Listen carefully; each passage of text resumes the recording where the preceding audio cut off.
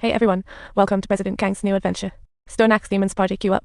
When Annie fell into hell, President Kang leaped up like Superman, snatching the banner while smashing the holy water. Now that's a pro move.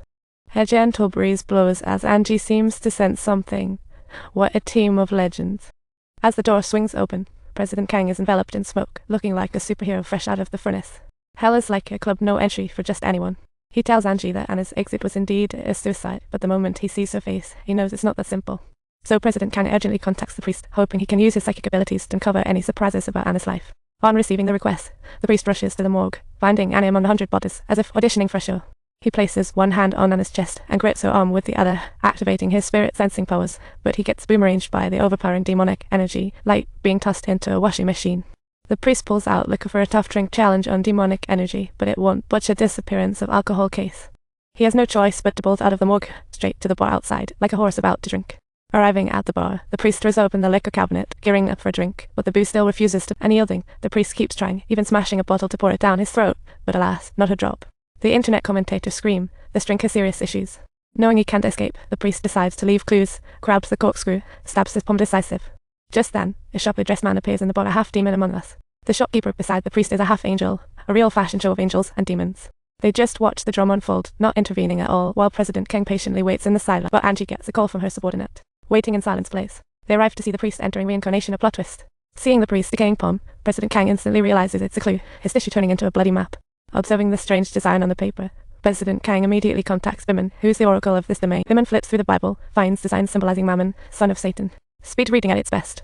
The Bible mentions that Mammon refuses to adhere to the laws set by his father and God. He aims to build his own kingdom on earth, pouring years into breaking seals. It's like demon entrepreneurship.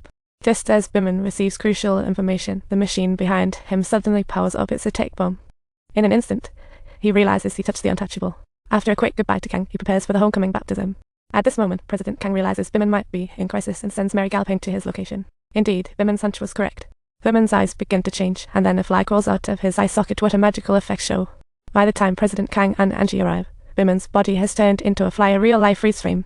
Seeing his friends killed one after another, President Kang is deeply affected. Angie, seeing his depression, bluntly says, I have a secret.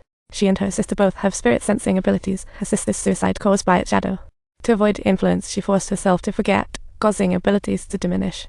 If she could regain her abilities, she could continue the investigation, so President Kang decides to hold a ceremony to help Angie recover her lost inspiration. He fills the bathtub to the brim with water and proceeds to make an extremely excessive request, instantly rendering the atmosphere excruciatingly awkward. It's akin to a journey of deep emotional exploration. Although Angie feels let down, it's not the time. Kang's mission is to seal her senses with water. He wants her to sense the outside with her abilities. As time passes, Angie, near drowning, starts to fight desperately. Just as she's about to drown, time seems to freeze for a moment, and in an instant, her abilities miraculously return. That seemingly steady bathtub is smashed to pieces by the two of them like they're cleaning up. As Angie arrives at Biman's death site, sensing someone was there, she finds a strange coin waving. Seeing the coin, President Kang knows Biman's ultimate killer is a half-demon Mozaha among us. Beware. Daring to play with fire, she must be ready for hellfire. Mozaha obstructs his Mammon probe, leaving President Kang's heart in turmoil. Kang takes Angie to Mozaha's lair, ready for action, only to find he's the pocket defender. This big, straight guy who only talks but won't fight, hands Angie a resurrection charm, letting her charge forth like a hero in battle. At that moment, Mozaha is laughing at himself in the mirror, admiring his invincible looks, but today the mirror seems off, like a face-changing show. Suddenly smacked in the face by a dragon shotgun, Mozaha is completely unharmed, but when President Kang splashes her with holy water, her human skin begins to rot. After all, she's a half-demon with some serious power. In their first round of fighting, Mozaha gives President Kang a wall slam, and in the car, Angie can't hold herself back anymore. She's ready to jump in. As an excellent detective, Angie takes off her coat to make fighting more convenient, but that protective charm gets left behind in the car. Seeing Mozaha's magic immunity, President Kang reaches into his pocket, ready to surprise him with fist and foot. Pulling out a cross-laden stick, he pounds and kicks. This heart-stopping fight scene makes everyone think Mozaha's face has turned green. Mozaha knows she's about to get booted out, but she's not worried, thinking, I don't stay in hell often. Can I get one more shot at it? But President Kang won't let her off. He pulls out an exorcism book and asks how to break the seal. Mozaha stays tough, but under Kang's spell threat, realizes her soul's being torn, finally believing he can exorcise her. So, to save her own skin, Mozart spills the secret of how Mammon crosses into the human world. What a clever survival strategy. Mammon can reborn in a human by finding the lance. Using God's bloodline, he just needs a powerful soul to dodge the seal.